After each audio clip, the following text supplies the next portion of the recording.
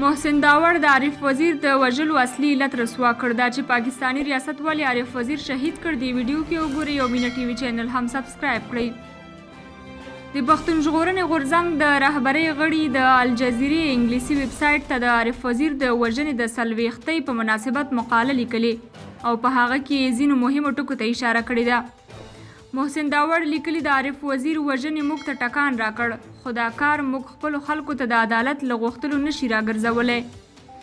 د کرونا وایرس په وبا سربیره زرګونه کسانو د می میاشتې په 3 نیټه د عارف وزیر په جنازه کې ګډون وکړ او یو روښانه پیغام یې ولېږداوه: هیڅوک زموږ غږ نشي چوپ کولی.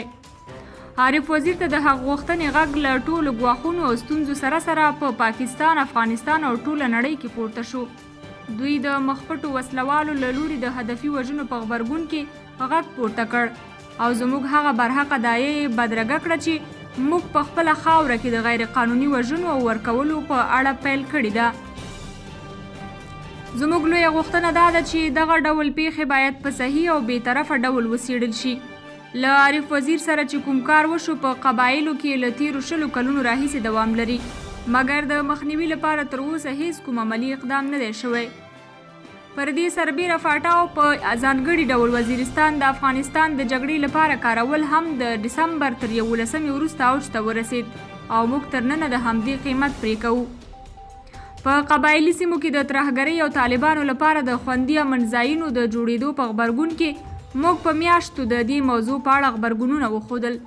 ما ولي وزیر په ملي اسمبلي مشرانو جرګه او د پاکستان پارلمان کې دغه موضوع شریکه کړه، خو زموږ خبرداریو ته د غوږ نیولو پر ځای د حکومت دستګاه موږ بیګانه او دولت ضد وبللو. زموږ په نظر عارف وزیر د سلګونو نورو قبایلي مشرانو، سیاستوالو او فعالانو په څیر د هغې لویې دسیسې په پایله کې ووژل شو چې زموږ سوله ییز ژوند ختم کړي او طالبان وکولې. موږ ژمنتیا لرو چې خپله خاوره له طالبانو او د پاکستان له ستراتیژیکو ګیمونو څخه خوندي کړو. د ریاست د بیګانه پرستۍ تبلیغات موږ د خپلو حقونو د ترلاسه کولو له مبارزې څخه نشي ګرځولی.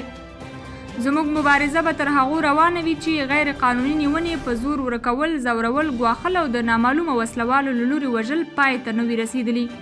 موږ به تر هغو خپلو هڅو ته دوام ورکوو چې خاوره مو له پوځي عملیاتو او غیر مسؤلو وسلوالو ګروپونو پاکه کړې نه وي او د عارف وزیر او نورو د وژنو مسؤلین نه وي رسوا شوي.